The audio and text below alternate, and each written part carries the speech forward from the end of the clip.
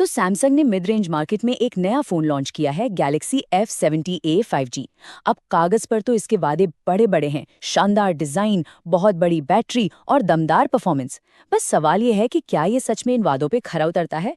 चलिए आज इसी की पूरी पड़ताल करते हैं। और सबसे बड़ा सवाल तो यही उठता है कि आखिर ये फोन किसके लिए बना है। क्या ये किसी की जरूरतों को पूरा करता है? आइए एक एक करके सब कुछ जानते हैं और देखते हैं कि ये फोन कितना दमदार है। अच्छा, किसी भी फोन को जब हम देखते हैं तो सबसे पहली चीज क्या नोटिस करते हैं? उसका लुक और फील, है ना? तो चलिए शुरुआत भी इसी से करते हैं, इसके डिजाइन और डिस्प्ले से। देखिए, पहली बार हाथ में लेने पर ही ये फोन काफी प्रीमियम लगता है। एकदम स्लिम मॉडर्न डिजाइन है जो देखने में अच्छा लगता है। और अच्छी बात यह है कि इसमें मैट और ग्लॉसी दोनों फिनिश के ऑप्शन हैं। वजन में भी ये काफी हल्का है और फिंगरप्रिंट सेंसर साइड में दिया गया है, जो कि इस्तेमाल करने में काफी आसान रहता है। अब आते हैं इसके डिस्प्ले पर। सामने की तरफ एक बहुत बड़ा 6.7 इंच का फुल HD+ डिस्प्ले है, मतलब कंटेंट देखने में मजा आएगा। और हाँ, इस पर गोरिल्ला ग्लास के प्रोटेक्शन भी है, तो छोटे मोटे स्क्रैच की टेंशन थोड़ी कम हो जाती है।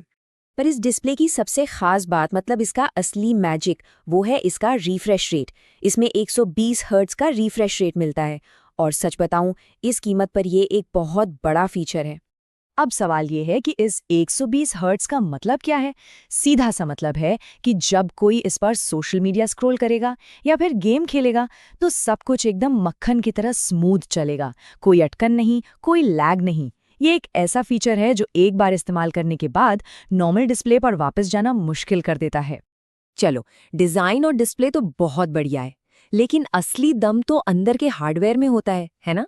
तो अब देखते हैं कि परफॉर्मेंस और स्टोरेज के मामले में ये फोन कितना पावरफुल है। तो इसके अंदर एक दमदार प्रोसेसर लगा है। कुछ मार्केट्स में एक्सोनॉस मिलेगा तो कुछ में स्नैपड्रैगन। साथ में है 8 GB रैम, जो मल्टीटास्किंग के लिए बढ़िया है। और तो और इसमें वर्चुअल रैम का भी सपोर्ट है, मतलब जरूरत पड़ने पर ये थोड़ी और रैम उधार ले सकता है। स्टोरेज की बात करें तो 128 GB और 256 GB के ऑप्शन है, जो कि ज्यादातर लोगों के लिए बहुत है। तो इन सारे स्पेसिफिकेशंस का कुल मिलाकर मतलब ये है कि चाहे गेमिंग हो या फिर एक साथ ढेर सारे ऐप्स चलाना हो, ये फोन इन भारी भरकम कामों को आराम से हैंडल कर लेता है। ठीक है, परफॉर्मेंस की बात हो गई। अब उस फीचर पर आते हैं जिसके बिना आजकल फोन खरीदने का फैसला ही नहीं होता। जी हाँ, कैमरा। देखते हैं कि फोटोग्राफी के मामले में इसमें क्या खास है। तो देखिए, इसका कैमरा सेटअप काफी सिंपल और सीधा है। मेन कैमरा 50 मेगापिक्सल का है, जो अच्छी खासी डिटेल्स पकड़ लेता है। इसके साथ एक 2 मेगापिक्सल का सपोर्टिंग सेंसर है। अब ये सेंसर दो काम करता है। पोर्ट्रेट मोड में बैकग्राउंड ब्लर करने के लिए डेप्थ की जानकारी देता है, और माइक्रो शॉट्स यानी बहुत करीब की तस्वीरें लेने में भी मदद करता है। और हाँ, सेल्फीज के लिए सामने 16 मेगापिक्सल का कैमरा दिया गया है। अच्छा, अब परफॉर्मेंस की बात करें तो दिन की रोशनी में ये कैमरा काफी शार्प और अच्छी तस्वीरें लेता है। इसका पोर्ट्रेट मोड भी काफी अच्छा काम करता है, सब्जेक्ट को बैकग्राउंड से अच्छे से अलग कर देता है। लेकिन एक बात साफ है, कम रोशनी में इसकी परफॉर्मेंस ठीक ठाक ही है, मतलब एवरेज। पर इस प्राइस रेंज के फोन में अक्सर ऐसा ही होता है। कैमरा हो गया। अब बात करते हैं उन दो चीजों की जो रोज के इस्तेमाल में सबसे ज्यादा मायने रखती हैं, बैटरी और कनेक्टिविटी। और बैटरी के मामले में ये फोन सच में एक चैंपियन है। इसमें 6000 mAh की, जी हाँ, 6000 mAh की बहुत बड़ी बैटरी है। अब इतनी बड़ी बैटरी का फायदा क्या है? फायदा ये है कि एक बार फुल चार्ज कर लो तो ये फोन आराम से 1.5 दिन तक साथ निभाएगा। बार बार चार्जर ढूंढने की झंझट खत्म। कनेक्टिविटी के मामले में भी कोई कमी नहीं छोड़ी गई है। ये एक 5G फोन है जिसमें कई सारे बैंड्स का सपोर्ट है। डुअल सिम तो है ही, साथ में चार्जिंग के लिए USB Type-C पोर्ट, तेज इंटरनेट के लिए डुअल बैंड वाईफाई और लेटेस्ट ब्लूटूथ, मतलब सब कुछ है।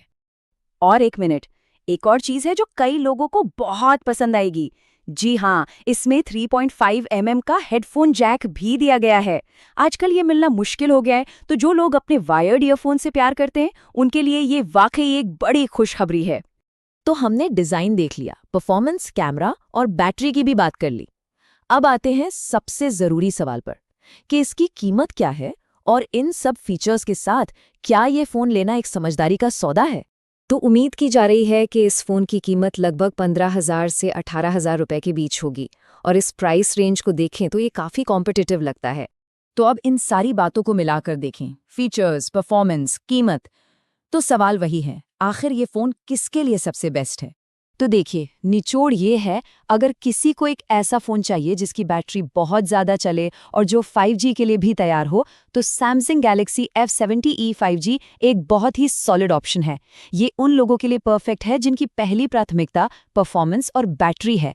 हाँ, अगर कोई सिर्फ और सिर्फ बेस्ट कैमरा के लिए फ़ोन ढूंढ रहा है, तो शायद मार्केट में इससे बेहतर ऑप्शन मिल सकते हैं, लेकिन ओवरऑल ये एक ज़बरदस्त